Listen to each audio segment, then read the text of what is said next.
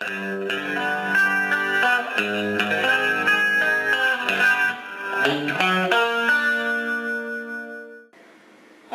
this is Peter from Cars and Guitars with a little special series here. This is a 2010 Hyundai Santa Fe owned by a friend of mine. Had a little fender bender in Buffalo, a little snow, a little accident. What happened is the car sideswiped this vehicle. What happened was it clipped the mirror, I'll show you that, and there was a scratch all down here from the molding of the vehicle. It was a little higher. So what I did is I polished out the scratch. I was able to polish down the rub mark, and this to get this perfectly flat. It came out beautiful. You cannot tell that there was anything here whatsoever.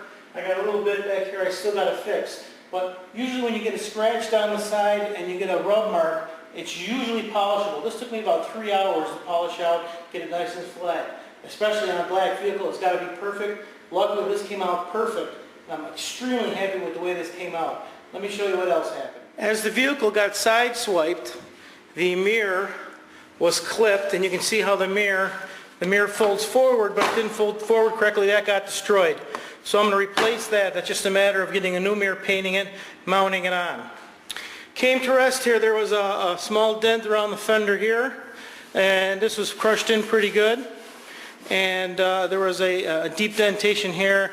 The body line was pretty well creased. Luckily it didn't go into the plastic here, but there is a little buffing I'll have to do there because there is a scratch, and I'll show you how I went ahead to fix this. When you need to repair a section of a fender like this, front fenders on most new vehicles, it's pretty easy to do. All you have to do is take out the inner fender liner. It's plastic with a bunch of clips inside. You just take it out and pull it down.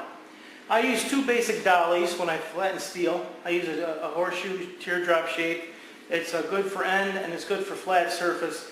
And I use a anvil size, and this is good because it can get it in the corners and you can really get the creases. I had to get this crease right here straight, so I first started with this dolly right here.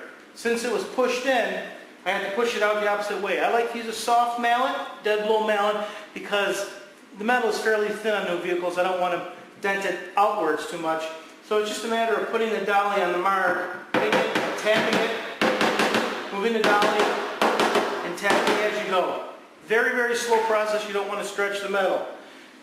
Then I took this, sanded it down by hand. If you can see, I sanded it all in one direction, away from the seam. I sanded this along because this has to be flat. And this is a very thin coat of spot putty. If you take your time to pound out the dent or pound out the crease, get the crease nice and straight, and work at really shrinking that metal, you can pound this out and get it almost 100% flat.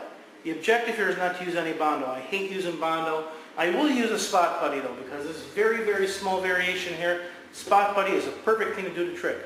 So what I'm going to do now is I'm going to sand this very lightly. I'm going to get this to shape. I'm going to sand it over here with a block. First I'll mask this up because I don't want to scratch the rest of this paint.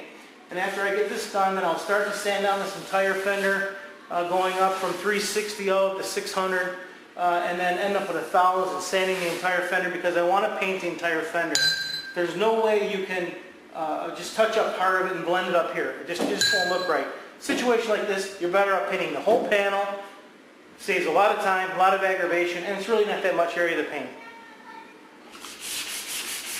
Here's a little trick for color sanding and doing small repairs like this. You don't want to use a hose with a lot of water. I just put a little soapy water in a spray bottle. It works fantastic. It lubricates the surface, takes away the particles so you don't scratch the surface.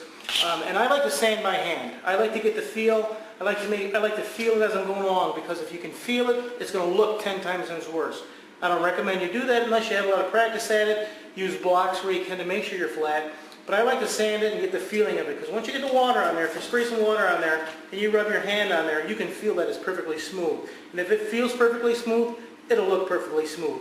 Rule of thumb, if you paint a piece of glass, it'll look like a painted piece of glass. If you paint a brick, it's going to look like a painted brick. If you're ever working on a Santa Fe, I believe it's 05 through 10, it will be the same thing. If you ever got to change that mirror, the speaker that's mounted here, all you do is get behind it, pry that off, opens right up. Little wiring harness here that goes to the mirror if you have a heated power mirror. And you got 1, 2, 3 screws, take those off, and the mirror comes right off. What happens quite often is that the finished repair, the paint will look better than the paint that came from the factory. So you have to dull it down a little bit and match the orange peel that came from the factory. I have some 2000 grit sandpaper here in my water bottle. I'm just lightly, extremely lightly, sanding this down, getting off little nibs here and there, and I'm just very lightly roughing up that surface to get the orange peel down so I can polish that. There's 3.5 coats of clear on here, so I'm not worried about going through, and I got plenty of clear. So I'm very lightly just going across the area, finished panel like this, very, very lightly, keeping the sandpaper very, very wet, lubricated, and just very, very lightly, just hitting the area, leveling out that orange peel.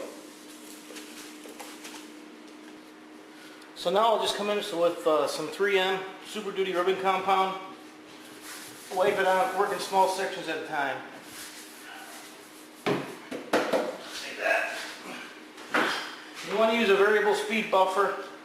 I'm going to have this on about 1400 RPM.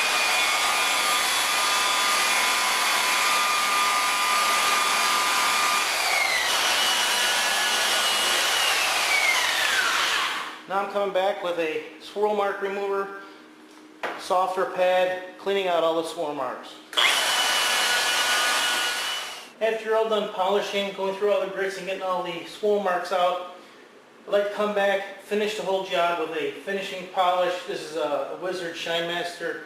It's a polish and a sealant, and it's easy, something you just put on, and you rub on by hand on the area that you just polished. And since you do have raw paint there, you don't want to leave it just open. It'll oxidize a little bit. So, even though with the clear coat. So it's something you just let dry and come back with a nice cotton rag like that. And you can see how beautiful that shines. Completely takes away every swirl mark. And it looks like a mirror.